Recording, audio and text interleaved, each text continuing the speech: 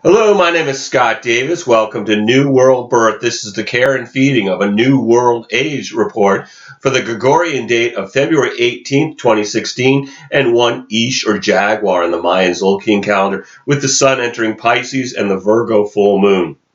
February 18th is 1 eesh or Jaguar with the themes of shamanism, earth magic, strength and intellect, spirit of the jungles, gratitude, speed and stealth, mother nature, feminine and feline energy, mysticism and expansion of consciousness. And the Jaguar represents the primal spiritual force that inhabits all of us. To the Maya, the Jaguar's spotted coat represents the Milky Way galaxy. The Maya often referred to the Milky Way as the white-boned serpent and the path in the sky to the center of the universe. This 13-day cycle is about exposing our dark spots to the light and being transformed. This is a time to release fear so that we can be in our intuition and also turn our attention and actions to taking care of our planet and our bodies. And since we begin a new Gregorian month during this Trecena, I'd like to discuss the metaphysics of the upcoming month. And March is the third month, and with the digits of 2016, when we add them together, we get 12, and then we add the 1 and the 2, and that tells us that we're in a 12-3 month in numerology. And basic numerology reduces numbers to 1 through 9. So when we think about that arc, the 3 represents a time of being that brings creativity and a chance to let go of some of the intensity of the past 2 months. The 12-3 combinations are represented by the Hangman and Empress Tarot cards, which are about our willingness to turn ourselves upside down to see from a new perspective through nurturing others and ourselves. Alan Cohen expressed the energy of the Hangman in "The world would have you agree with its dismal dream of limitation. Be the light, but the light would have you soar like the eagle on sacred visions." The Empress could be described from this quote from The Road Less Traveled by Scott Peck.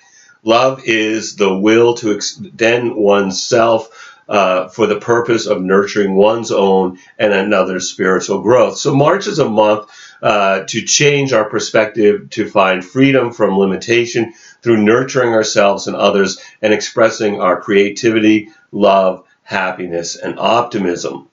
And before we get into the daily energy for 1 eesh or Jaguar, from our perspective here on the Earth, all the planets appear to be moving in forward motion, except for Jupiter, which appears to be moving retrograde or in reverse motion from our perspective here on the Earth.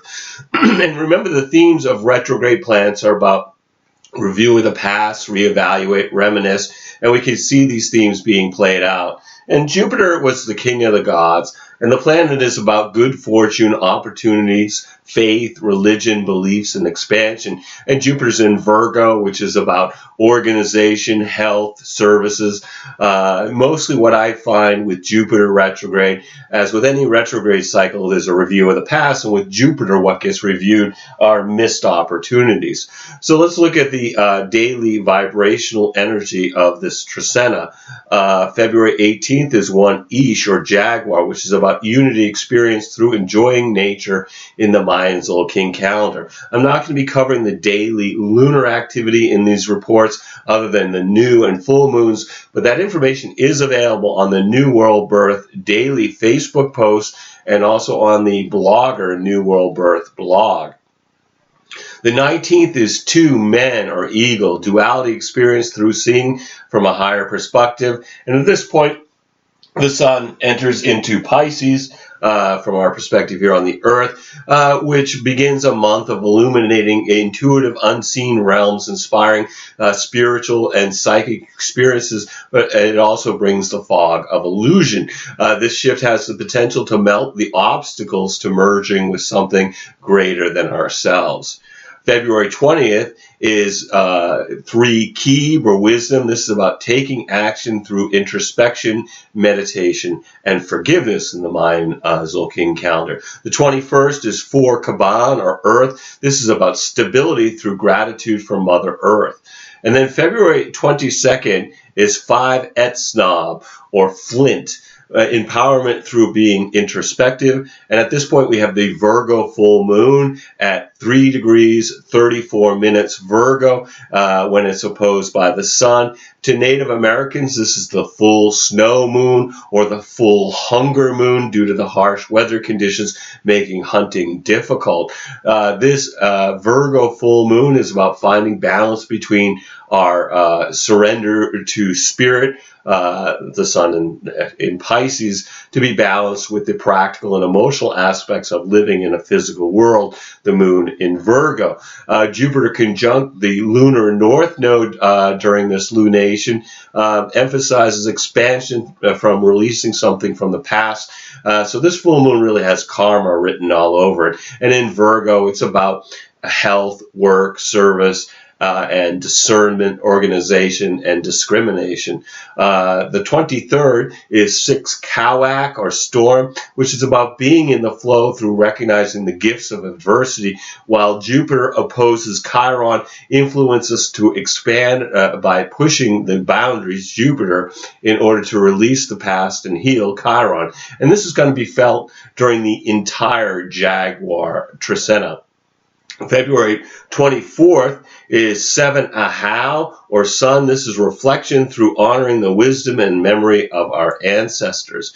The 25th is 8 eesh, or crocodile, balance through nurturing new beginnings. And at this point, we have Mercury in a sextile to Saturn. So from our perspective here on Earth, this is a 60-degree angle between Mercury and Saturn, which is great for constructive criticism that comes from being able to see what can be improved in our surrounding environments. We're very conscious of flaws, including our own, so that we can use our critical eye to what should be changed to bring improvement. This can be very serious in this pursuit of betterment, so make sure you're honoring what is positive and not get overwhelmed by the many imperfections that are in view with this transit. Older people may serve as teachers and mentors at this time. This is nice energy for working carefully on any mental task from a place of concentration and precision, whereas activities that require a greater scope of vision may be more difficult. This is about details rather than the overall pattern. The idea of having difficulty seeing the forest for the trees, with the focus and concentration from Saturn influencing our minds and communication. Mercury, this favors business dealings with practicality and stability. The 26th is 9 eek, or wind. This is about patience experience through communication. And at this point, we have Mercury in a sextile to Uranus. So again, from our perspective here on the Earth, this is another 60-degree angle between Mercury and Uranus, which brings new discoveries and new people into our lives with an overall sense of excitement and innovation as Mercury interacts with its higher octave planet, Uranus. Flexibility is helpful to experience this transit with its excitement and interest. If you find this is disruptive, you may want to examine your attitude regarding deviating from a preordained plan for the day. This is good for looking at old problems that have troubled you in the past with fresh eyes.